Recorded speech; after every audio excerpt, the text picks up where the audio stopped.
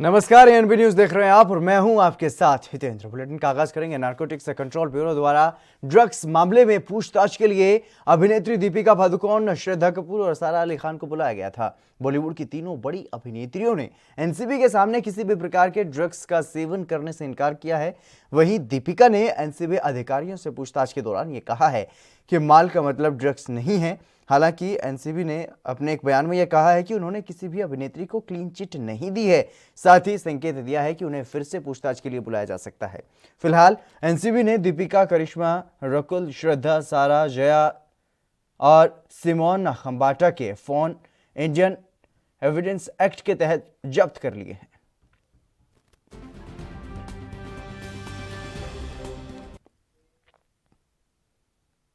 Drugs मामले में फंसी रकुलप्रीत सिंह ने एनसीबी द्वारा की गई पूछताछ में 4 बड़ी हस्तियों के नाम लिए हैं, जिन्हें धर्मा प्रोडक्शन के कभी एग्जीक्यूटिव रहा क्षितिज प्रसाद और ड्रग्स से सप्लाई करता था। क्षितिज प्रसाद एनसीबी की गिरफ्त में है। रविवार को क्षितिज ने वीडियो कॉन्फ्रेंसिंग के जरिए एक एनडीपीएस कोर्ट में पेश उसे किया गया, जिसके बाद कोर्ट ने एनसीबी को क्षितिज की 7 दिनों की रिमांड सौंपी है। और वहीं दूसरी ओर अभिनेत्री रकुलप्रीत ने इस मामले में बड़ा खुलासा किया है। मीडिया रिपोर्ट्स के मुताबिक पूछताछ के दौरान एनसीबी को रकुलप्रीत ने यह बताया कि क्षितिज बॉलीवुड हस्तियों के लिए रोजाना ड्रग्स खरीदते थे और इसी के साथ साथ यह भी बताया जा रहा है कि रकुलप्रीत ने 4 और जाने माने बॉलीवुड स्टार्स के नाम लिए हैं, जिन्हें क्षितिज रोजाना ड्रग्स देता था।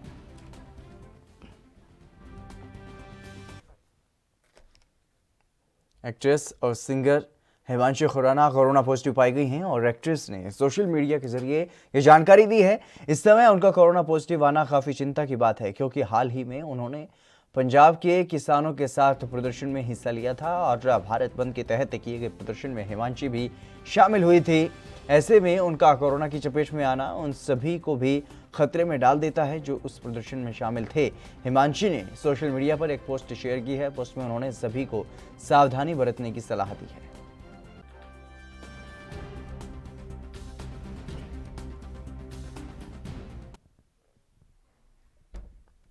केंद्रीय मंत्री रविशंकर प्रसाद ने पूर्व केंद्रीय मंत्री जसवंत सिंह के निधन पर शोक जताया है। रविशंकर प्रसाद ने कहा है कि अटल जी के कार्यकाल में उन्होंने विदेश मंत्री, वित्त मंत्री के रूप में काम किया और साथ ही ये भी कहा कि वो बहुत ही योग्य प्रशासक थे। उन्होंने विदेश मंत्री के रूप में काम किया, वित्त मंत्री के काम किया, रक्षा विशेषज्ञ थे, भाजपा के संस्थापकों में से थे। वो बीमार थे लेकिन बहुत ही योग्य प्रशासक थे। हम लोग को बहुत पीड़ा हुई है, मेरी बहुत। उत्तर प्रदेश के हाथरस में लड़की के साथ हुई दर्दनाक घटना को लेकर के बीएसपी सुप्रीमो मायावती ने यूपी की कानून व्यवस्था पर सवाल उठाया है और दोषियों के खिलाफ जल्द कार्रवाई की मांग की है। बीएसपी प्रमुख मायावती ने एक ट्वीट में लिखा कि यूपी में जिला हाथरस में एक दलित लड़की को पहले बुरी तरह से पीटा गया, फिर उसके साथ गैंगरेप किया गया, जो अति शर्मनाक और अति निंदनीय है, जबकि अन्य समाज की बहन बेटियां भी अब यहां पर प्रदेश में सुरक्षित नहीं है। सरकार इस ओर जरूर ध्यान दे, बीएसपी की यही मांग है।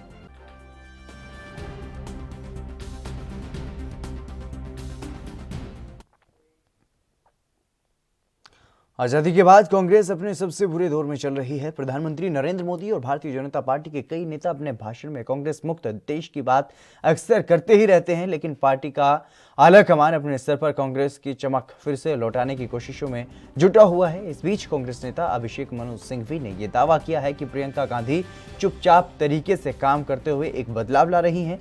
कांग्रेस के राष्ट्रीय प्रवक्ता और सांसद अभिषेक मनु सिंघवी ने ट्वीट करके ये कहा है कि जबकि कांग्रेस की हार भारत में चर्चा का विषय रही है, वर्तमान स्थिति से बदलाव की आवश्यकता है और जिसे प्रियंका गांधी चुपचाप ला रही हैं। गलतियों और सुधार को स्वीकार करने के लिए बदलाव का यह पहला कदम है।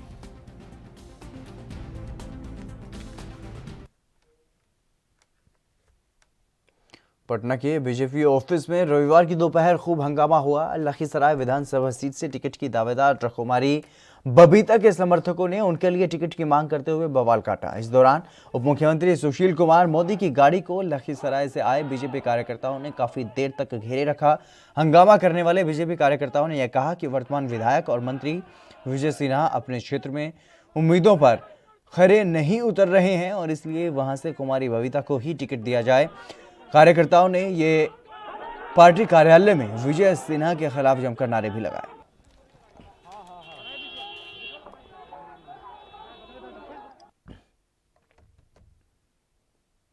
मध्य प्रदेश के भोपाल में मुख्यमंत्री निवास में आयोजित कार्यक्रम में सीएम शिवराज सिंह चौहान ने शिरकत की और इस दौरान उन्होंने कहा कि मैं लोक समता पार्टी के सभी कार्यकर्ताओं और पदाधिकारियों का बीजेपी परिवार में स्वागत करता हूं।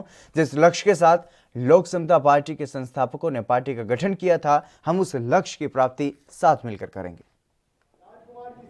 अलग अलग अपन कितनी भी ताकत बनाए, लक्ष्य पूरा करने में कठिनाई 15-20 साल आप तक यही ये दम है इस आदमी की और आपकी टीम की जो बैठे। पार्टी चलाना आसान नहीं है बिना सरकार के सत्ता के, लेकिन ये लोकप्रियता और संगठन कौशल है जिसके कारण आप गाड़ी खींचते रहे। लेकिन मुझे लगा ऐसे गाड़ी खींचने में हम जनता का भला नहीं कर पाएंगे क्योंकि और कितने साल चलेंगे। और इसलिए हमने कहा कि दोनों भाई साथ आ जाए, भारत की है ही साथ में, हम सब मिलकर साथ काम करें और जो काम आप कर रहे थे वही काम सरकार करेगा, मिलकर करेगा। सही बात है कि नहीं? अब सब मिलकर करेंगे। हम छल क्षेत्र वाले नेता तो है नहीं। अपनी जिंदगी का मकसद है लोगों की भलाई, अपनी भगवान, अपनी जनता। मोदी सरकार द्वारा लाए गए कृषि विधेयकों के विरोध में अकाली दल ने सत्ताधारी एनडीए गठबंधन से अलग होने का फैसला लिया है। इस बीच शिरोमणि अकाली दल के केंद्र में सत्तारूढ़ एनडीए से अलग होने पर आम आदमी पार्टी के नेता अमन अरोड़ा ने प्रतिक्रिया दी है। देखो, मैं समझदा कि सानू आम आदमी पार्टी ਨੂੰ ਜਾਂ ਪੰਜਾਬ ਦੇ ਲੋਕਾਂ ਨੂੰ ਇਸ ਗੱਲ ਦੇ ਨਾਲ ਕੋਈ ਫਰਕ ਨਹੀਂ ਪੈਂਦਾ ਹੈਗਾ ਕਿ ਅਕਾਲੀ ਦਲ ਬੀਜੇਪੀ ਇਕੱਠੇ ਰਹਿੰਦੇ ਨੇ, ਇਹਨਾਂ ਦਾ ਗੱਠਜੋੜ ਰਹਿੰਦਾ ਜਾਂ ਇਹ ਟੁੱਟਦੇ ਨੇ। ਮੈਂ ਸਮਝਦਾ ਕਿ ਜੋ ਅੱਜ ਇਹ ਅਲੱਗ-ਅਲੱਗ ਹੋਏ ਨੇ ਇਹਦੇ ਨਾਲ ਪੰਜਾਬ ਇਹ ਠੀਕ ਹੈ ਕਿ ਅੱਜ ਇਹਨਾਂ ਦਾ ਗੱਠਜੋੜ ਟੁੱਟ ਗਿਆ ਦੋਨੋਂ ਪਾਰਟੀਆਂ ਦਾ, ਪਰ ਜਿਸ ਤਰੀਕੇ ਦੇ ਨਾਲ ਇਹਨਾਂ ਦੋਨੋਂ ਪਾਰਟੀਆਂ ਨੇ ਪੰਜਾਬ ਦੀ ਕਿਸਾਨੀ ਦਾ, ਪੰਜਾਬ ਦੇ ਆੜਤੀਆਂ ਦਾ, ਵਪਾਰੀ ਦਾ ਔਰ ਪੇਂਡੂ ਅਰਥਚਾਰੇ ਦਾ ਲੱਕ ਤੋੜਿਆ, ਉਹਨਾਂ ਦੀ ਰੀੜ੍ਹ ਦੀ ਹੱਡੀ ਤੋੜੀ ਹੈ। ਮੈਂ ਸਮਝਦਾ ਕਿ ਉਹਦੇ ਲਈ ਪੰਜਾਬ ਦੇ ਲੋਕ ਕਦੇ ਵੀ ਇਹਨਾਂ ਨੂੰ ਮਾਫ ਨਹੀਂ ਕਰਨਗੇ। ਔਰ ਇਹ ਜਿਹੜੇ ਸਿਆਸੀ ਗੱਠਜੋੜ ਹੁੰਦੇ ਜਾਂ ਟੁੱਟਦੇ ਨੇ, ਇਹ ਸਿਆਸੀ ਪਾਰਟੀਆਂ ਆਪਦੇ ਨਿੱਜੀ ਮਫਾਦਾਂ ਦੇ ਲਈ ਕਰਦੀਆਂ ਨੇ, ਰੱਖਦੀਆਂ ਨੇ ਜਾਂ ਤੋੜਦੀਆਂ ਨੇ। 2.5 ਦਹਾਕੇ ਦੇ ਕਰੀਬ ਇਹ ਗੱਠਜੋੜ ਰਹੇ ਤੇ ਉਸ 2.5 ਦਹਾਕਿਆਂ ਦੇ ਦੌਰਾਨ ਵੀ ਪੰਜਾਬ ਨੇ, ਪੰਜਾਬ ਦੇ ਆਮ ਲੋਕਾਂ ਨੇ, ਪੰਜਾਬ ਦੀ ਕਿਸਾਨੀ ਨੇ ਇਸ ਗੱਠਜੋੜ ਤੋਂ ਕੀ ਖੱਟਿਆ। ਅੱਜ ਤੋਂ ਕੁਝ ਸਮਾਂ ਪਹਿਲਾਂ ਅਕਾਲੀ ਦਲ ਤੋਂ ਬੀਜੇਪੀ ਖਹਿੜਾ ਛਡਾਉਣ ਨੂੰ ਫਿਰਦੀ ਸੀਗੀ ਕਿਉਂਕਿ 10 ਸਾਲ ਜਿਸ ਤਰੀਕੇ ਦਾ ਅਕਾਲੀ ਦਲ ਦਾ ਮਾੜਾ ਰਾਜ ਭਾਗ ਰਿਹਾ ਤੇ ਅੱਜ ਹਾਲਾਤ ਇਹ ਬਣੇ ਪਏ ਨੇ ਕਿ ਅਕਾਲੀ ਦਲ किसानों और राजनीतिक दलों के लगातार विरोध के बीच राष्ट्रपति रामनाथ कोविंद ने मानसून सत्र में संसद में पास कृषि बिलों पर अपनी सहमति दे दी है। किसान और राजनीतिक दल इस विधेयकों को वापस लेने की मांग कर रहे थे, लेकिन उनकी अपील किसी काम न आई।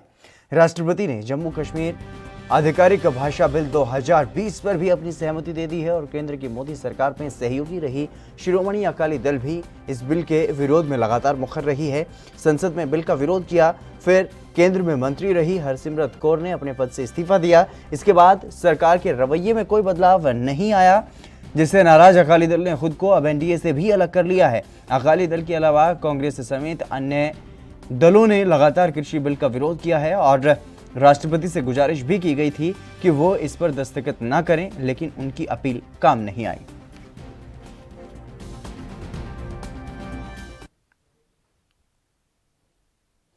एक तरफ पंजाब में कृषि विधेयकों का विरोध जोरों पर है और दूसरी तरफ पंजाब हरियाणा में धान की फसल खरीद भी अब शुरू हो गई है। इसके लिए पंजाब सरकार ने धान की फसल की खरीद के लिए तैयारी पहले ही पूरी कर ली थी। कोरोना को देखते हुए सभी तैयारियां की गई हैं और इसकी जानकारी पंजाब सरकार में खाद्य एवं सिविल सप्लाई मंत्री भारत भूषण आशु ने दी है। पंजाब सरकार ने फैसला कर दिया अभी से हम मंडियों में जाएंगे और अरेंजमेंट हमारे बिल्कुल हमने पूरे कर रखे हैं। हमारे सीएम साहब कैप्टन अमरिंदर सिंह जी आप सारे इस प्रोक्योरमेंट के अरेंजमेंट्स की निगरानी करते हैं, तो टाइम टू टाइम जैसी तैयारियां होनी चाहिए, सीसीएल का इंतज़ाम करना, गनी बैग्स का इंतज़ाम करना और साथ में जितना कोरोना के कारण स्टैगर्ड वे में हमने प्रोक्योरमेंट की थी, मंडियों की तादाद बढ़ाना, ऐसा इंतज़ाम करना जिसमें किसी किसान को कोई कोरोना का इफ़ेक्ट ना हो पाए। तो ये ज़रूरी चीज़ें थी। इसके लिए हमें 1872 से बढ़ा के मंडियाँ 4000 से ऊपर ले गए। जैसे वीट के सीज़न में हमने मंडियाँ बढ़ाई थी पहले और बहुत बढ़िया प्रोक्योरमेंट हुई थी, बड़ी फ्लॉलेस प्रोक्योरमेंट थी। इतनी मुश्किलों के बावजूद हमने किसान का एक एक दाना गेहूं का उठाया था। अब ये धान की फसल भी वैसे ही उठाने जा रहे हैं। 4000 से ऊपर मंडियां बन चुकी हैं और आगे ज़रूरत हुई जैसे जैसे डिस्ट्रिक्ट से कोई इन्फॉर्मेशन आती जाएगी। एनडीए का अकाली दल से गठबंधन टूटने पर हरियाणा के गृह मंत्री अनिल विज का बयान सामने आया है। उन्होंने कहा है कि यह बहुत पुराना गठबंधन है, कुछ गलतफहमी है जो जल्द ही दूर कर ली जाएगी। और प्रधानमंत्री ने इसके बारे में स्पष्ट कर दिया है कि एमएसपी और मंडी दोनों ही रहेंगी, सभी शंकाएं दूर होंगी। वहीं रणदीप सिंह सुरजेवाला के बयान पर प्रतिक्रिया देते हुए विज ने कहा कि सुरजेवाला को हर चीज टूटने में जीत नजर आती है, लेकिन हमको जोड़ने में जीत नजर आती है।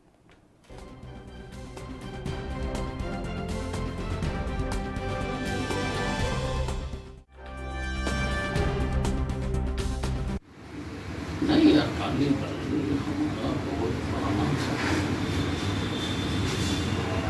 और मुझको लगता है कि बिल्कुल लेके उनको कुछ गलतफहमियाँ हो गई हैं और वो जल्दी दूर होंगी। प्रधानमंत्री जी ने बिल के बारे में स्पष्ट किया है, मुख्य रूप से किसानों को एमएसपी और मंडी की चिंता है। दोनों बातों का कह दिया कि दोनों रहेंगी और स्पष्ट कर दिया, तो सभी की शंकाएं जो है वो दूर हो जाएंगी और उनके साथ अकाली दल की बैठेगी। रणदीप सिंह सुरजेवाला कह रहे हैं ये किसानों की बड़ी जीत है, एनडीए इसी तरीके से धीरे धीरे टूट जाएगा। जो सुरजेवाला जी हैं उनको टूटने में जीत नजर आती है।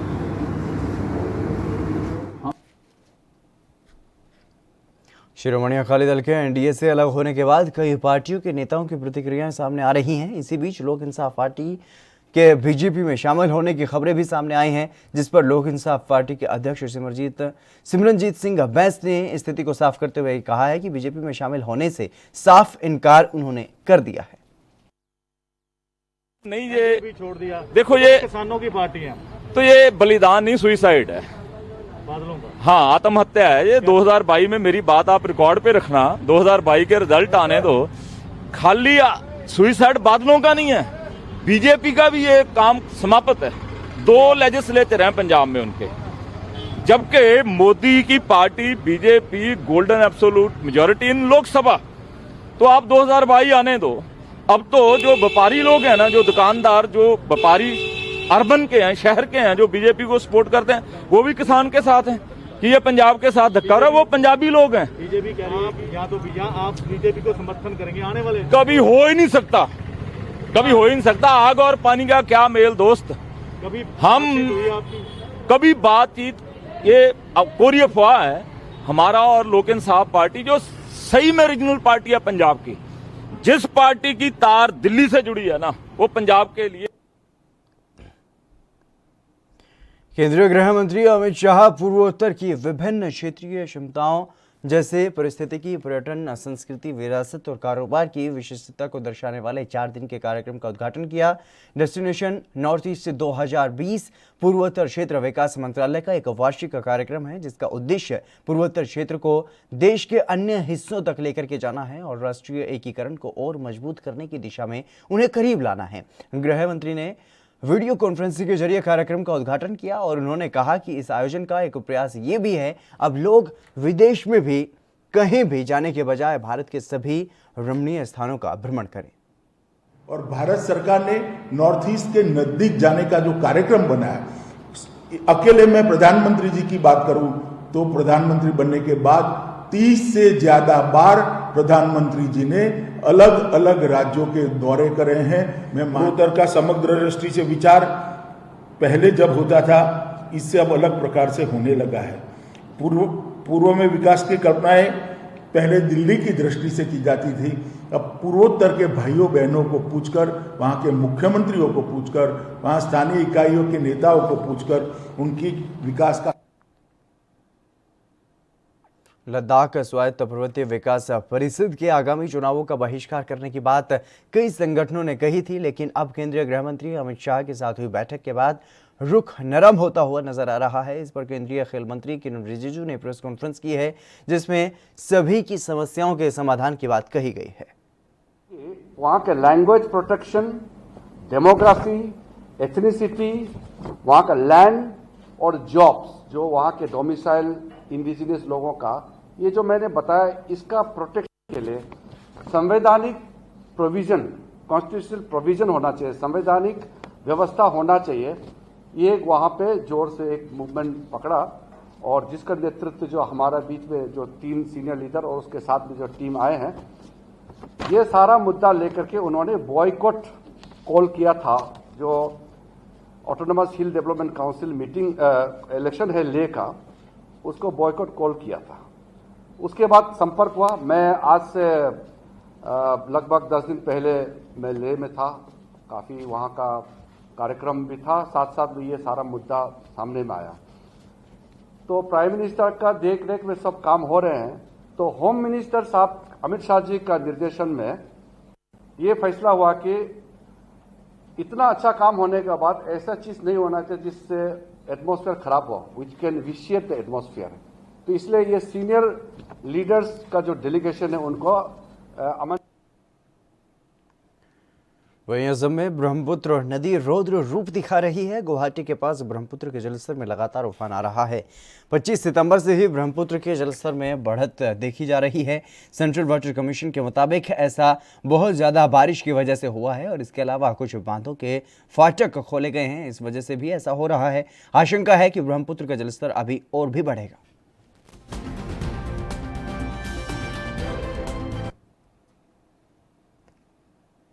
मध्य प्रदेश के गृह मंत्री डॉक्टर नरोत्तम मिश्रा रविवार को दतिया पहुंचे। वहां पर पहुंचने पर वृंदावन धाम में नगर पालिका और जिला प्रशासन के अधिकारियों ने नरोत्तम मिश्रा का जमकर स्वागत किया। इस दौरान नरोत्तम मिश्रा ने नगर पालिका के 130 हितग्राहियों को प्रधानमंत्री आवास की दूसरी किस्त दी और किस्त की राशि 1 करोड़ 30 लाख वितरित की गई। और कार्यक्रम के दौरान नरोत्तम मिश्रा ने इस बात की घोषणा की है।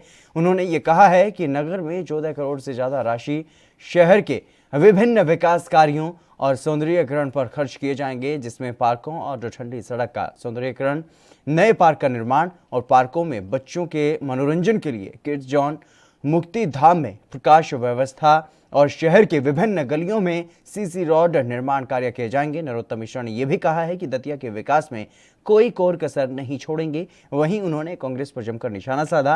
उन्होंने कहा कि कांग्रेस ने कुछ विकास तो किया नहीं, उल्टे हमारे विकास कार्यों में रोड़े अटकाती रही।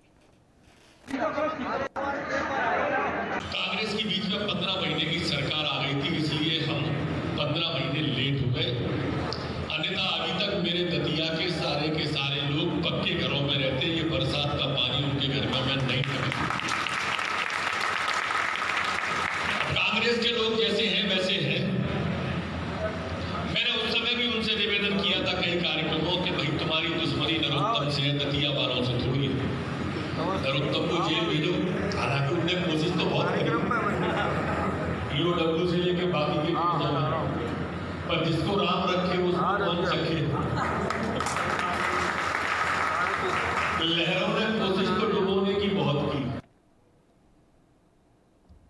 आजाद समाज पार्टी और भीम आर्मी के अध्यक्ष चंद्रशेखर आजाद के रविवार को अलीगढ़ पहुंचने के मद्देनजर गभाना टोल प्लाजा और मेडिकल कॉलेज में कड़े सुरक्षा के इंतजाम वहां पर किए गए। अधिकारियों के साथ भारी संख्या में पुलिस बल भी तैनात रहा और वहीं मेडिकल में भी पुलिस बल तैनात रहा। हालांकि बड़ी संख्या में भीम आर्मी के कार्यकर्ता और पदाधिकारी गभाना टोल के निकट पहुंचे और हाईवे को जाम किया गया।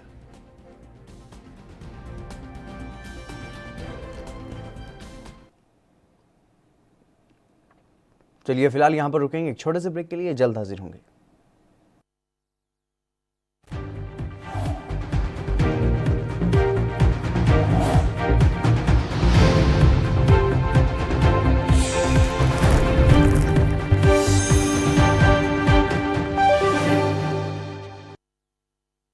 पंजाब वासियों ਨੂੰ ਆਸਾਨ ਤਰੀਕੇ ਨਾਲ ਰਾਸ਼ਨ ਮੁਹੱਈਆ ਕਰਵਾਉਣ, ਸਲਿੱਪ ਸਿਸਟਮ ਖਤਮ ਕਰਨ, ਕਣਕ ਦੀ ਵੰਡ ਨੂੰ ਪਾਰਦਰਸ਼ੀ ਕਰਨ ਲਈ ਪੰਜਾਬ ਦੇ ਮੁੱਖ ਮੰਤਰੀ ਕੈਪਟਨ ਅਮਰਿੰਦਰ ਸਿੰਘ ਵੱਲੋਂ ਸਮਾਰਟ ਰਾਸ਼ਨ ਕਾਰਡ ਸਕੀਮ ਸ਼ੁਰੂ ਕੀਤੀ ਗਈ ਹੈ। ਇਸ ਕਾਰਡ ਨਾਲ ਤੁਸੀਂ ਕਿਤੋਂ ਵੀ ਲੈ ਸਕਦੇ ਹੋ, ਆਪਣੇ ਪਿੰਡ ਦੇ ਰਾਸ਼ਨ ਡਿਪੋ ਤੋਂ, ਨਾਲ ਦੇ ਪਿੰਡ ਦੇ ਰਾਸ਼ਨ ਡਿਪੋ ਤੋਂ, ਕਿਸੇ ਹੋਰ ਸ਼ਹਿਰ, ਕਿਸੇ ਹੋਰ ਜ਼ਿਲ੍ਹੇ ਵਿੱਚ ਜਾ ਕੇ ਆਪਣੇ ਇਹ ਕਾਰਡ ਨੂੰ ਵਰਤ ਸਕਦੇ ਹੋ। ਸਿਰਫ ਤੁਹਾਡੇ ਵਾਸਤੇ ਹੋਏਗਾ ਔਰ ਤੁਸੀਂ ਕਿਤੋਂ ਵੀ ਲੈ ਸਕਦੇ ਹੋ। ਇਹ ਸਮਾਰਟ ਰਾਸ਼ਨ ਕਾਰਡ ਪੰਜਾਬ ਦੇ 1 ਕਰੋੜ 41 ਲੱਖ ਲਾਭਪਾਤਰੀਆਂ ਲਈ ਫਾਇਦੇਮੰਦ ਸਾਬਿਤ ਹੋਣਗੇ, ਜਿਸ ਨਾਲ ਲਾਭਪਾਤਰੀ ਬਿਨਾਂ ਕੋਈ ਹੋਰ ਦਸਤਾਵੇਜ਼ ਦਿਖਾਏ ਇਸ ਕਾਰਡ ਨਾਲ ਪੰਜਾਬ ਦੇ ਕਿਸੇ ਵੀ ਡਿਪੋ ਤੋਂ ਰਾਸ਼ਨ ਲੈ ਸਕਦੇ ਹਨ। ਪੰਜਾਬ ਸਰਕਾਰ ਵੱਲੋਂ ਸਾਨੂੰ ਰਾਸ਼ਨ ਕਾਰਡ ਮਿਲੇ ਨੇ, ਅਸੀਂ ਜਿੱਥੋਂ ਮਰਜ਼ੀ ਇਲਾਕੇ ਤੇ ਕਿਸੇ ਵੀ ਸ਼ਹਿਰ ਤੋਂ ਰਾਸ਼ਨ ਪ੍ਰਾਪਤ ਕਰ ਸਕਦੇ ਹਾਂ। ਹੁਣ ਰਾਸ਼ਨ ਲਈ ਨਹੀਂ ਕਰਨੀ ਪਏਗੀ ਜਦੋਜਹਿਦ, ਕਿਉਂਕਿ ਕੈਪਟਨ ਦੀ ਅਗਵਾਈ ਵਾਲੀ ਪੰਜਾਬ ਸਰਕਾਰ ਨੇ ਸ਼ੁਰੂ ਕਰ ਦਿੱਤੀ ਹੈ smart ration card scheme.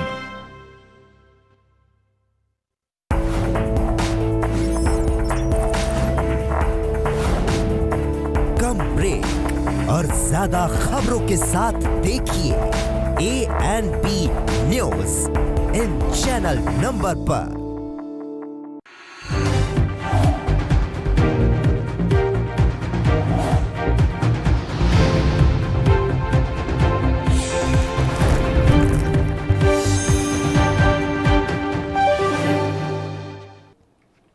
Break के बाद एक बार फिर से आप सभी का स्वागत है। खबरों में आगे बढ़ेंगे। बिहार विधानसभा चुनाव की तैयारियां जोरों पर हैं। दरअसल ANP न्यूज़ की टीम बिहार के भोजपुर जिला के जगदीशपुर विधानसभा क्षेत्र में पहुंची और अभी इस क्षेत्र में राम विशुन सिंह उर्फ लोहिया महागठबंधन से विधायक हैं, जहां पर जगदीशपुर विधानसभा सीट पर पहले से राजद के विधायक राम विशुन सिंह लोहिया हैं। और वहीं चुनावी सरगर्मियों के बीच ANP न्यूज़ की टीम जनता के बीच पहुंची और ग्रामीणों से उनकी राय जानी।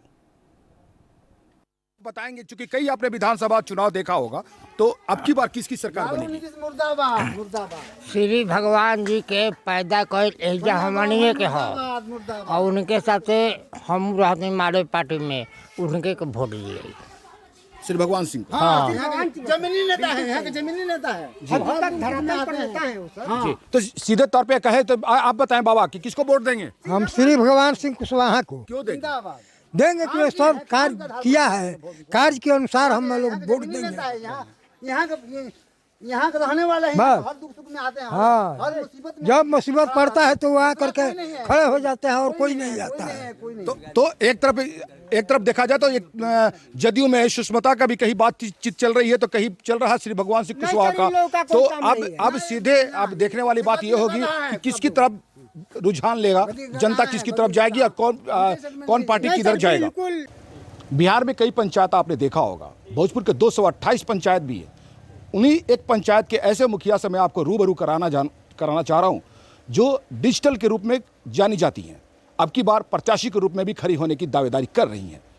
अब सोचने वाली बात तो बाद की बात होगी, लेकिन उनसे जो जानकारी मिलेगी वो अहम होगा आम आवाम के लिए।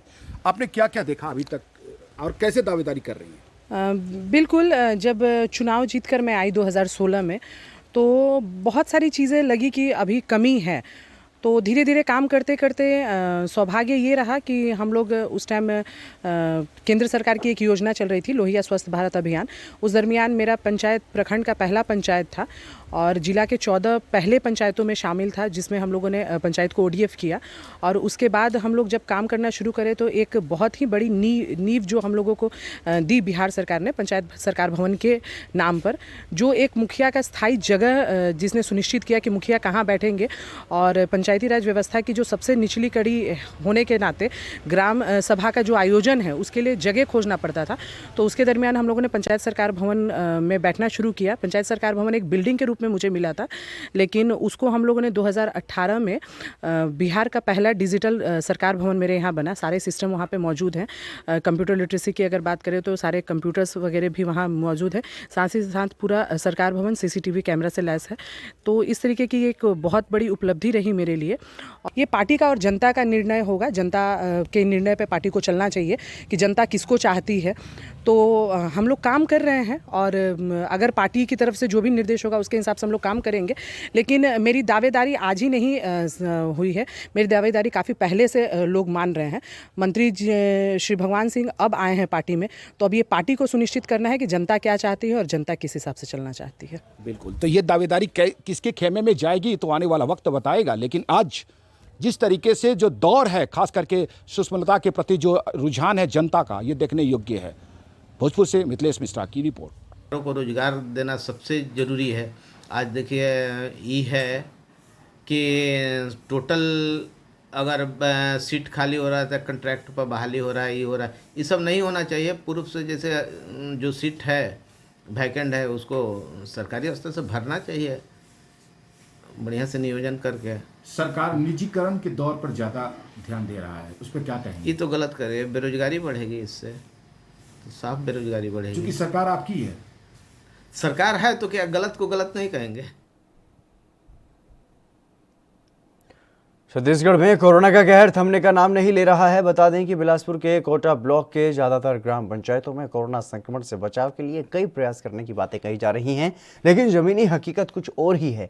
दरअसल कोरोना संक्रमण से बचाव के लिए 14वें वित्त की राशि का दुरुपयोग पूरे क्षेत्र में चर्चा का विषय बना हुआ है। और बता दें कि ग्रामीणों का आरोप है कि कोरोना महामारी के बचाव के लिए 14वें वित्त की राशि का जनपद कार्यालय में गठित समिति के अनुमोदन के बाद खर्च किए जाने का नियम है, लेकिन ब्लॉक की पंचायतों में नियम का पालन नहीं किया जा रहा है और पंचायत सचिव और सरपंचों की ओर से मनमाने ढंग से खरीदी कर लाखों रुपए का भुगतान कर शासकीय राशि का बंदरबांट किया जा रहा है, जो कि जांच का विषय है। वहीं जानकारी के बाद भी जवाबदार अधिकारियों की ओर से मॉनिटरिंग नहीं किए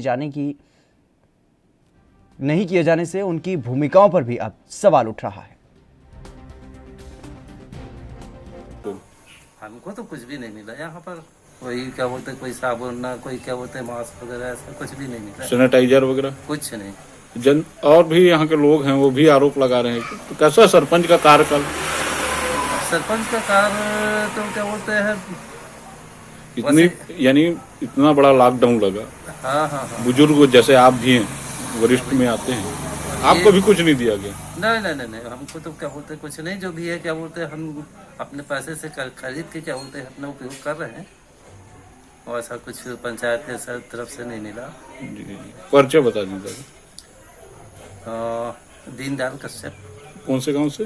ये ग्राम गोबरी पाट, करगी रोड, कोटा। पैसे का कौन कह रहा है मास्क नहीं बांटा है, सैनिटाइजर नहीं? पूरा गांव बोल रहा है, जनता आरोप लगा रही बार बार आपके ऊपर। हम तो किए हैं, मनरेगा के माध्यम से पैसा पेमेंट नहीं किया गया अभी तक। हो गया है, पेमेंट भी हो गया है।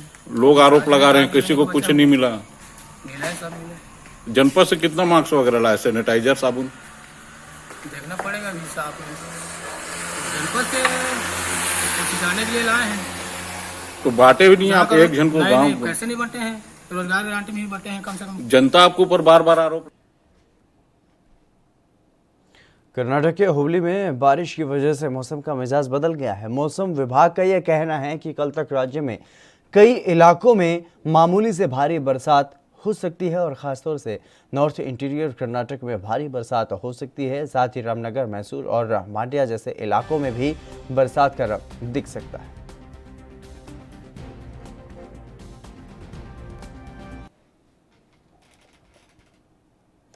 मध्य प्रदेश में लोकतंत्र को बचाने के लिए, जगाने के लिए 7 दिनों पहले इंदौर से निकले कंप्यूटर बाबा, जो कि पिछली सरकार में यानी कि कमलनाथ सरकार में राज्य मंत्री का दर्जा भी उन्हें प्राप्त था, वो 120 संत और साधुओं के साथ काफिला माधांता के संत सिंगाजी धाम पहुंचे और इस दौरान उन्होंने कहा कि 5 साल जनता की ओर से चुनी हुई कमलनाथ सरकार को गिराने वाले गद्दार विधायकों को जनता सबक सिखाए। और इस कड़ी में हमारे संवाददाता ने भी कंप्यूटर बाबा से खास बातचीत की है।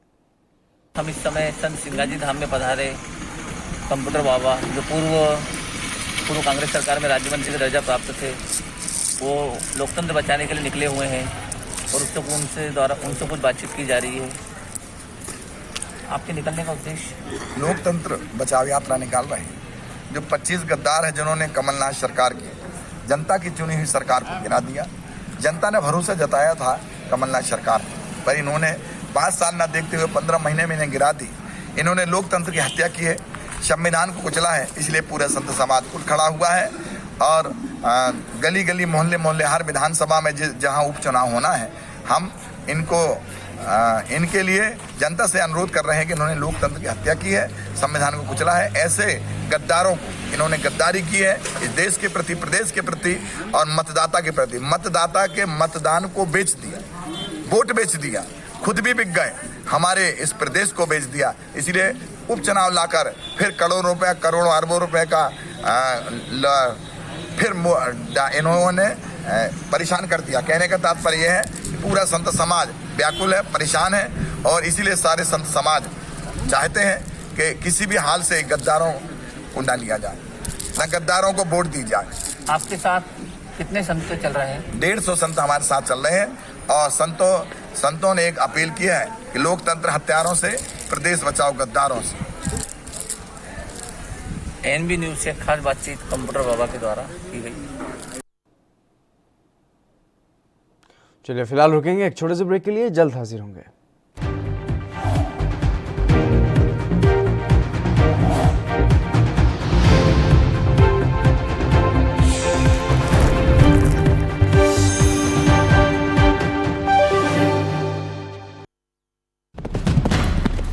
नई ऊर्जा, नई ताकत का एहसास एक्सप्लस गोल्ड किट बना है पुरुषों के लिए खास। कैप्सूल, ऑयल, क्रीम और पाउडर, 30 सालों से मर्दों का भरोसेमंद एक्सप्लस गोल्ड किट मेडिकल स्टोर्स में उपलब्ध।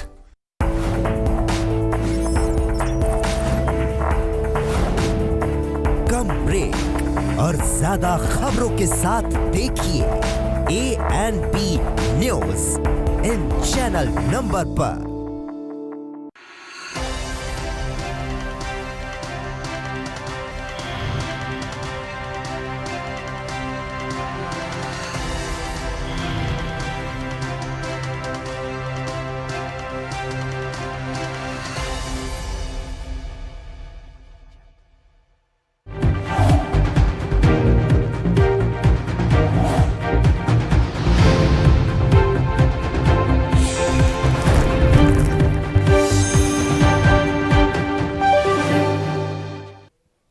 ब्रेक के बाद एक बार फिर से आप सभी का स्वागत है। खबरों में आगे बढ़ेंगे। राजस्थान में टीचर भर्ती में अनारक्षित पदों को एसटी उम्मीदवारों से भरने की मांग पर हिंसक प्रदर्शन जारी है और 4 दिन से बवाल चल रहा है। उदयपुर के खीरवाड़ा में प्रदर्शनकारियों ने पहाड़ियों पर कब्जा जमा लिया और वे यहां से सारी गतिविधियों पर नजर रखे हुए हैं। इस मुद्दे पर बीजेपी ने राज्य सरकार पर हमला बोला है और वहीं सरकार ने प्रदर्शनकारियों से शांति बनाए रखने की अपील की है।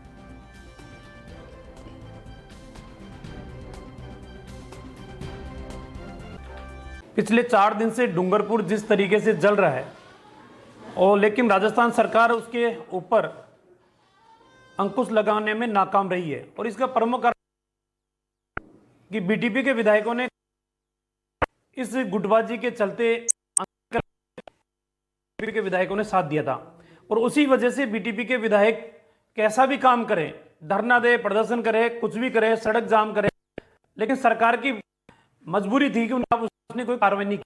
आखिरकार राजस्थान के अंदर कोविड की एडवाइजरी जारी है, 50 लोगों से अधिक इकट्ठे नहीं हो सकते, वो भी सिर्फ सामाजिक कार्यक्रमों के अंदर।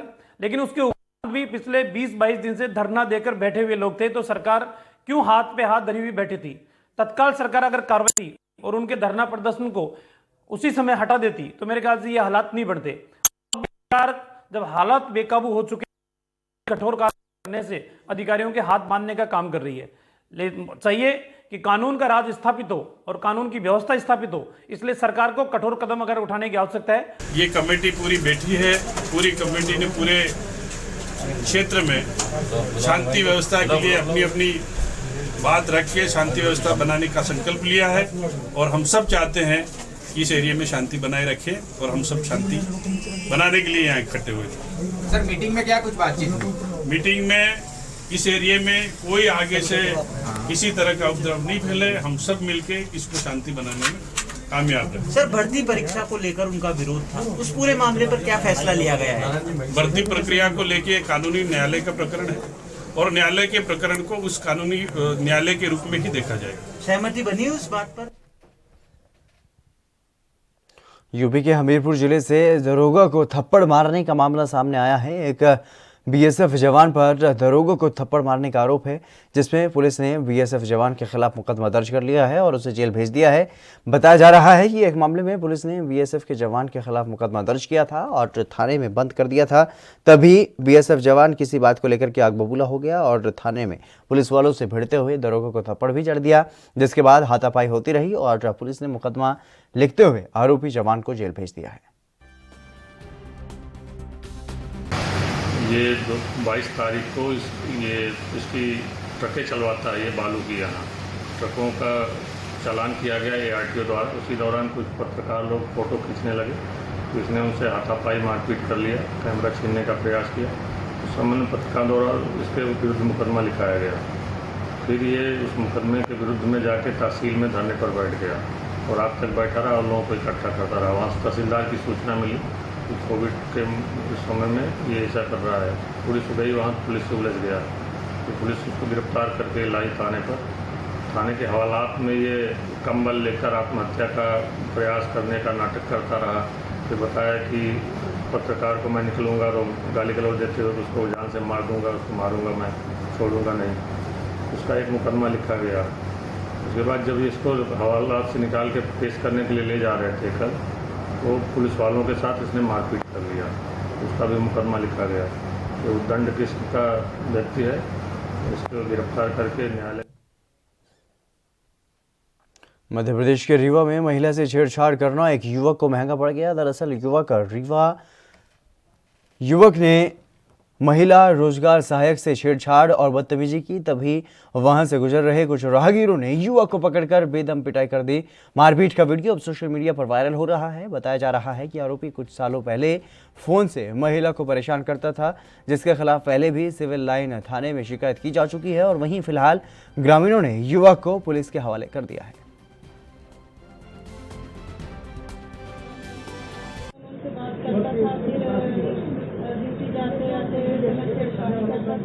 और कल भी इसको ड्यूटी में गई थी, मीटिंग में जा रही थी तो जनपद कार्यालय के अंदर उसको देखकर पीछा करते हुए और कार्यालय के अंदर गया, उसको छेड़खानी करने लगा, बुलाया और उसको पकड़ के हुए बाउंड्री के पास कोर्ट में ले गया। उसके साथ यूपी के बांदा में एक युवक ठगी का शिकार हो गया। जानकारी के मुताबिक फोन में बैलेंस डालने के बाद बैलेंस सक्सेस नहीं हुआ, जिसके बाद दुकानदार ने कस्टमर केयर को फ़ोन किया, जिसके बाद एक वापस कॉल आया, जो उस कॉल को कस्टमर केयर कॉल बता करके अकाउंट से 66,700 रुपये निकाल लिए गए और मामला थाना अटूरा का बताया जा रहा है, जहां पर अनिल कुशवाहा ने एयरटेल का रिचार्ज अपने दोस्त के मोबाइल नंबर पर दिनांक बीते 21 सितंबर को किया था, लेकिन रिचार्ज सक्सेसफुल नहीं हुआ था, जिसकी सूचना पीड़ित ने कस्टमर केयर को दी। जिसके अगले दिन फ़ोन आया कि आपका रिचार्ज नहीं हो पाया है, तो आप एक ऐप डाउनलोड कर लीजिए तो आपका पैसा आ जाएगा। जैसे ही पीड़ित ने इसके लिए प्रोसेस किया तो खाते से 66,700 रुपये निकाल लिए गए और अब पीड़ित थाने के चक्कर लगा रहा है। वहीं पुलिस ने कार्रवाई का आश्वासन दिया है। हमारे साथ ये हुआ, मतलब हमने रिचार्ज किया था एयरटेल पे, तो फेल्ड हो गया था, तो हमने कस्टमर केयर में इसकी शिकायत की। इसके अगले दिन कस्टमर केयर मतलब एजेंट बन के उन्होंने हमारे पास कॉल किया। उसके बाद हमारे अकाउंट से 66,700 रुपये कट गए। इसकी हम लगातार मतलब थाने में FIR के लिए भी जा रहे हैं, तो वहाँ भी कोई अभी सुनवाई नहीं हुई। आज CO साहब के पास भी आए हुए। CO साहब ने आपको क्या आश्वासन दिया? उन्होंने तो कार्रवाई का आश्वासन दिया है। ये अनिल कुमार सनो श्री इंद्र प्रकाश प्रसाद कुशवाहा ये अतर्रा के रहने वाले हैं और इनके खाते से रुपया 66,700 किसी ने साइबर करके क्राइम करके निकाल लिया है। तो इसके संबंध में थानाध्यक्ष अतर्रा को SHO अतर्रा को निर्देशित कर दिया गया है और विवेचना इसमें कराई जाएगी। जो भी इसमें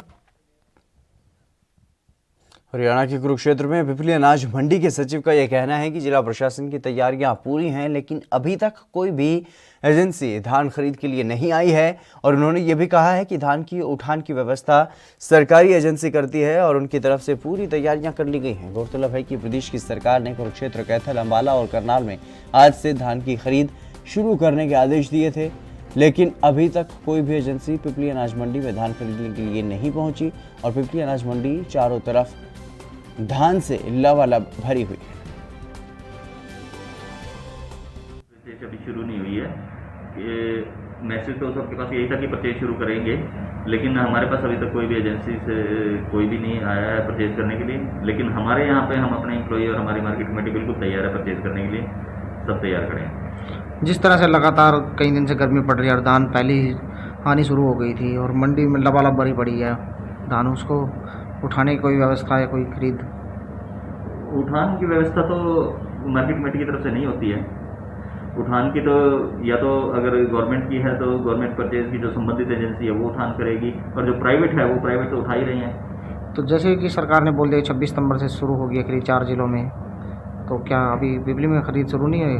नहीं, पिपली में कोई खरीद नहीं शुरू हुई। बारदाना वगैरह की सारी व्यवस्था है सर? ये सब संबंधित एजेंसी बताएगी।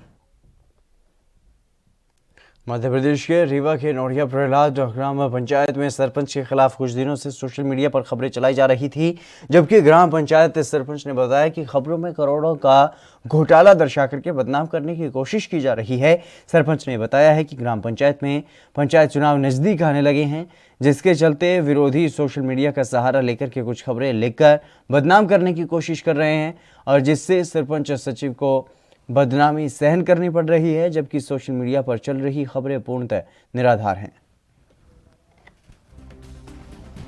अपने ग्राम पंचायत में बहुत सारे काम कराए, पीसीसी निर्माण, नाली निर्माण, रपटा निर्माण, शांति धाम, आंगनबाड़ी, जो कि मैं यहाँ पे खड़े होकर भी मैंने आपको बता रहा हूँ, ये सारे काम मैं ही कराया हूँ और अच्छा काम है मेरा।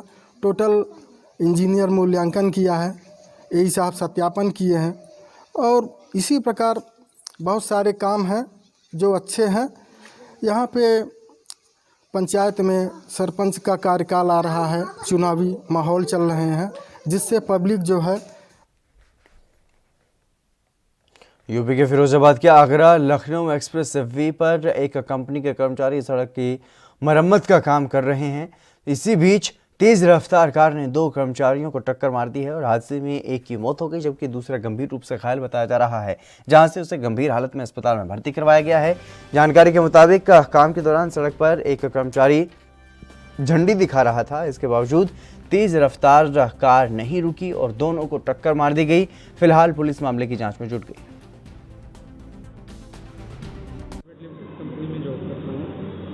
फोन का रोड प्रोजेक्ट का काम मिला हुआ है मेंटेनेंस का, जो यहाँ पे कर रहे थे 77 से 78 किलोमीटर के बीच में, सॉरी 57 से 58 के बीच में 700 पे एक ओवर स्पीड गाड़ी क्रिएटा थी, वाइट UP 32 नंबर, इतना ही देख पाए हम लोग स्पीड।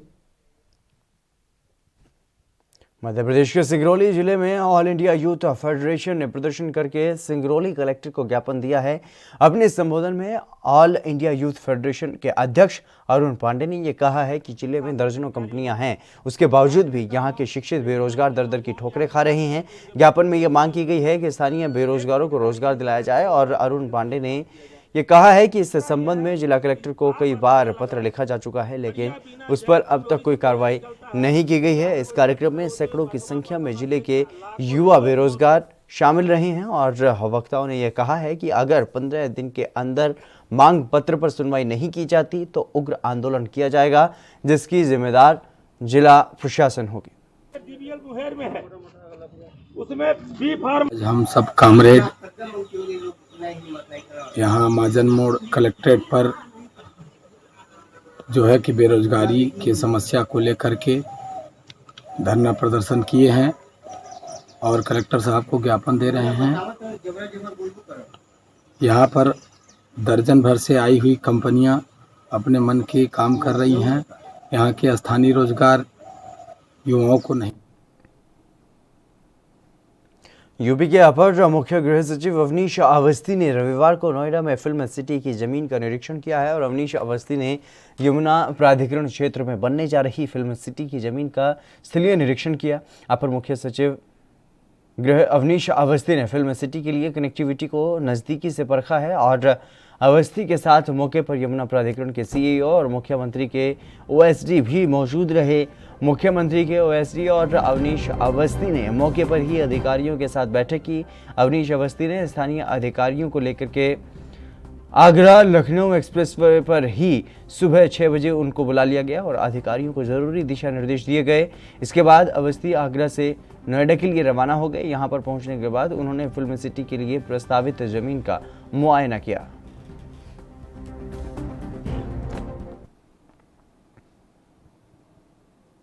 छत्तीसगढ़ के महासमुंद में पिथौरा किशनपुर के पास एक बांध के नीचे एक हथिनी का शव पाया गया।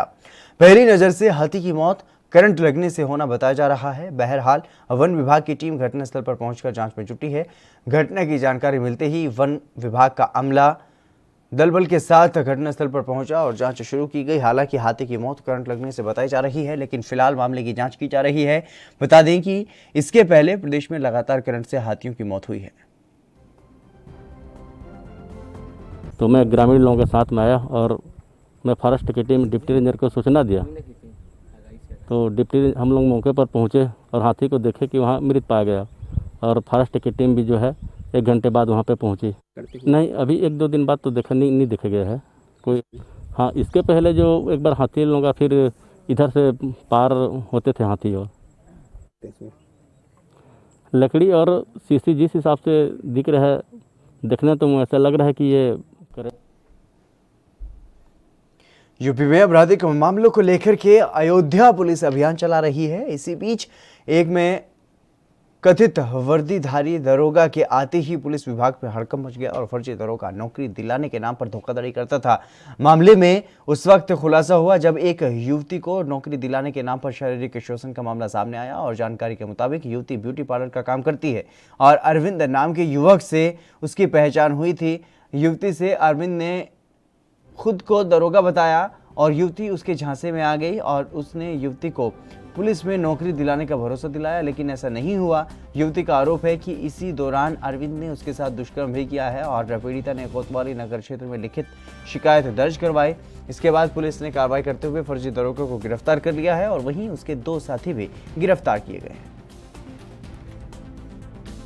को हमको एक सूचना मिली थी जिसमें कि एक महिला ने ये बोला कि उनकी लड़की को एक आदमी फर्जी दरोगा बनकर नौकरी दिलाने के बहाने कहीं ले गया है।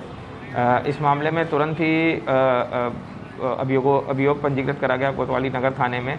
उसके बाद यहाँ पे हमारी अमर चौरसिया सब इंस्पेक्टर अमित कुमार सिंह एवं दूसरे दरोगा अमित कुमार, इन लोगों ने दबिश डाली इस मामले में। जब इसको पकड़ा गया तो मामले की पुष्टि हुई है। अभियुक्त को जेल भेज दिया गया है। अभियुक्त के साथ में मवई थाना क्षेत्र के रहने वाले राम बच्चन और राम सेवक भी पकड़े गए हैं और आगे की वैधानिक कार्रवाई की जा रही है। उत्तराखंड के रुड़की की सिविल लाइन कोतवाली पुलिस को बड़ी सफलता हाथ लगी है। पुलिस ने सत्ती मोहल्ले में एक गोदाम पर छापा मारकर बड़े जानवरों के मांस में गौ मांस मिलाकर के बेचने वाले 4 तस्करों को गिरफ्तार कर लिया है। दरअसल कोतवाली प्रभारी निरीक्षक राजेश शाह ने ये बताया है कि लंबे समय से गौ तस्करी की सूचना मिल पा रही थी। सूचना पर पुलिस ने छापेमारी कर 250 कुंटल गौमांस और कटान के उपकरण बरामद किए हैं। साथ ही मौके से गोकशी करते हुए अकरम कुरैशी सहित 4 लोगों को गिरफ्तार भी किया है और आगे की कार्रवाई की जा रही है। मुखबिर की सूचना पर कल देर रात इमली रोड से ही अभियुक्त अकरम कुरैशी उर्फ छोटा, समीर, सलमान और मनब्बर उर्फ मन्नू को गोकशी के उपकरण और करीब 3 कुंटल गोमांस के गिरफ्तार किया गया है। मौके पर ही पशु चिकित्सक को बुलाकर के सैंपल ले लिया गया। गढ़वाल में वेतन नहीं मिलने से कई कर्मचारियों की परेशानी बढ़ गई है। प्रदेश संगठन के आह्वान पर जल परियोजना के तहत जिला मुख्यालय टिहरी में कार्यरत कर्मचारियों ने गुरुवार से अनिश्चितकालीन कार्य बहिष्कार शुरू किया है। परियोजना में कार्यरत कर्मचारी अरविंद चंद का यह कहना है कि सुजल परियोजना में कार्यरत कर्मचारियों को बीते मार्च महीने से वेतन नहीं मिला है, जिसके कारण कर्मचारियों के सामने आर्थिक संकट खड़ा हो गया है। कर्मचारी लगातार पिछले कई महीनों से लंबित वेतन के भुगतान की मांग करते आ रहे हैं, बावजूद उनको वेतन और भत्तों का भुगतान नहीं हो पाया है। मांग को लेकर के कर्मचारी अनिश्चितकालीन काम के बहिष्कार पर चले गए हैं और कर्मचारियों ने हाथ में वहां पर काली पट्टी बांध करके विरोध जताया है। बहिष्कार है वो हमें मार्च 2020 से वर्तमान तक कोई वेतन नहीं मिला है और वेतन और भत्ते देना होने की स्थिति में इसमें कार्य करना बहुत ही मुश्किल हो रहा है सारे कर्मचारियों के लिए। और इसलिए हमारे संगठन के मुख्यालय की तरफ से संगठन जो हमारी कार्यकारिणी है उसने निर्णय लिया है कि 24 तारीख से जब तक हमारी मांगों को नहीं माना जाता तब तक हम कार्य बहिष्कार देंगे। ये है कि हम जो है अभी जो बताया गया है मार्च 2020 से जो है वेतन और भत्ते हमें प्राप्त नहीं हुई है, जिसके कारण हमें जो है इसका उसमें जो है बाध्य होना पड़ा और जब तक ये हमारी मांगें पूरी नहीं होती। मध्य प्रदेश के गुना जिले में ग्रामीण क्षेत्रों में ग्रामीणों को स्वच्छ पेयजल के महत्व, पेयजल स्रोतों के मिले पानी का फील्ड टेस्ट किट के जरिए जल गुणवत्ता का परीक्षण कराया जाएगा। इसके साथ ही ग्रामीणों को दूषित पानी से होने वाली बीमारियों और उसकी रोकथाम के लिए भी जागरूक किया जाएगा। इसी उद्देश्य से 10 अक्टूबर 2020 तक पेयजल परीक्षण और स्वच्छता पखवाड़े का विशेष अभियान चला करके मनाया जा रहा है, जिसमें गुना में एक कार्यक्रम का आयोजन किया गया, जिसका शुभारंभ विधायक गोपीलाल जाटव ने किया। और इस दौरान विधायक कार्यपालन यंत्री खंड गुना और सहायक यंत्री गुना से पेयजल परीक्षण स्वच्छता पखवाड़ा रथ को हरी झंडी दिखाकर के रवाना किया गया।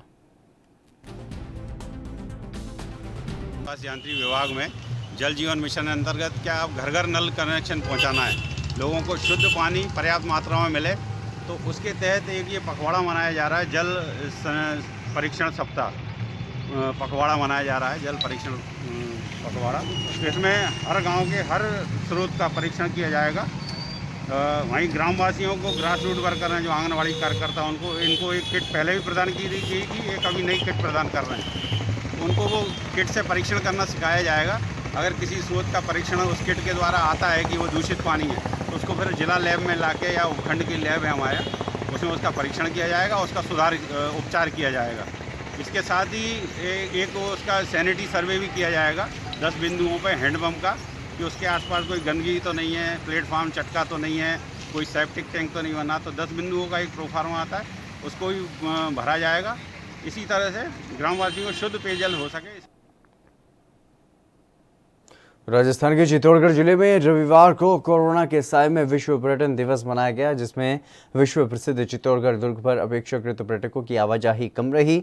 जानकारी के अनुसार हर साल 27 सितंबर को मनाया जाने वाला विश्व पर्यटन दिवस इस बार कोरोना की भेंट चढ़ गया और हर साल आयोजित किए जाने वाले कार्यक्रम इस साल कोरोना काल की वजह से आयोजित नहीं किए जा सके। विश्व प्रसिद्ध चित्तौड़गढ़ दुर्ग पर आज विश्व पर्यटन दिवस के दिन पर्यटकों की आवाजाही न के बराबर ही रही और दुर्ग पर स्थित विश्व प्रसिद्ध विजय स्तंभ, पद्मिनी महल, फतेह प्रकाश, मीरा मंदिर सहित अन्य पर्यटक स्थल पर्यटकों के अभाव में सूने सूने से दिखाई दिए।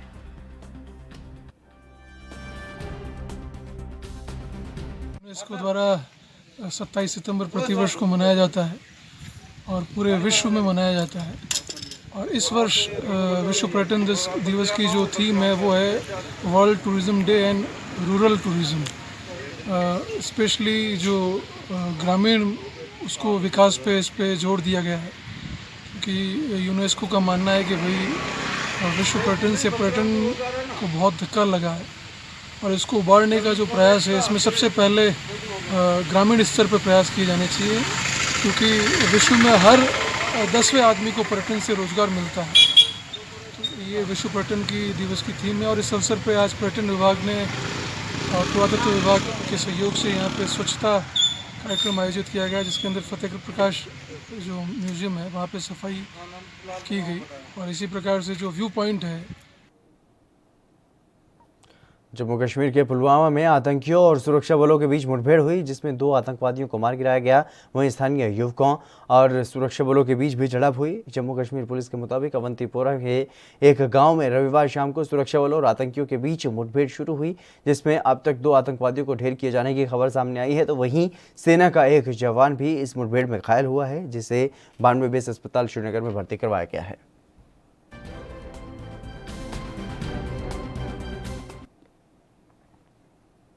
बाबा अलकनाथ रामपुर पहुंचे, जहां पर उनका विश्व हिंदू परिषद के कार्यकर्ताओं ने फूल मालाओं के साथ जोरदार स्वागत किया।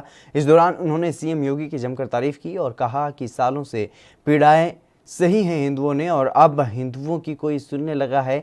अब अगर किसी और को पीड़ा होती है तो हो, इससे फर्क नहीं पड़ता।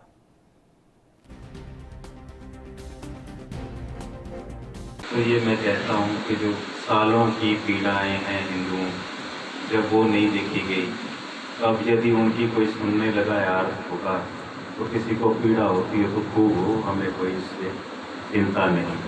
पीड़ा मेरा मानना है कि माननीय हमारे मुख्यमंत्री जी, हमारे योगी परम पूजनीय आदित्यनाथ जी इतने सुहृद और इतने दृढ़ महात्मा हैं, इतने कोमल हृदय के हैं कि वो किसी को कोई पीड़ा नहीं करने वाले। सरोवर तरोवर संत जन तो वर्षे में है परमानर्थ के कारणे चारों दरिया दे। इन चारों की दे परमार्थ के लिए होती है। यदि कोई ऐसा विचार रखता है तो मैं मानता हूँ कि मानसिक रूप से कुंठित है या पूर्व से। लगातार बारिश के कारण इस साल तीसरी बार असम बाढ़ की मार से गुजर रहा है। बाढ़ के कारण 5 जिलों के 2.25 लाख लोग प्रभावित हुए और एक व्यक्ति की मौत भी हो गई है। नगांव में एक व्यक्ति की डूबने से मौत हुई है और इस साल बाढ़ में जान गंवाने वालों की संख्या बढ़कर के 118 तक पहुंच गई है।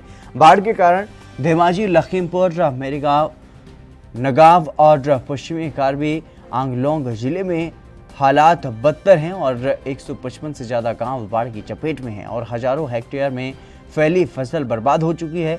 बाढ़ पीड़ितों के लिए 25 राहत शिविर भी लगाए गए हैं।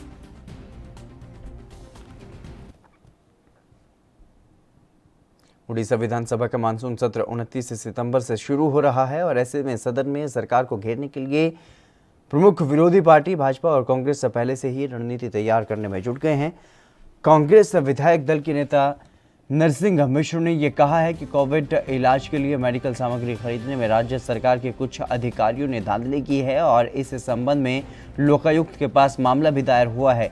इन भ्रष्ट अधिकारियों को किस प्रकार से कानून के बल पर सुरक्षा दी जाएगी, उसकी पूरी व्यवस्था राज्य सरकार कर रही है और जुलाई महीने में भ्रष्ट अधिकारियों के खिलाफ मामला दायर होने के बाद अगस्त महीने में महामारी कानून में संशोधन कर उन अधिकारियों को बचाने के लिए सरकार ने अध्यादेश कार्यकारी किया है और इस पर मानसून सत्र में राज्य सरकार से जवाब मांगा जाएगा। इसकी रणनीति को लेकर के सोमवार को शाम 5 बजे कांग्रेस विधायक दल की बैठक भी होगी।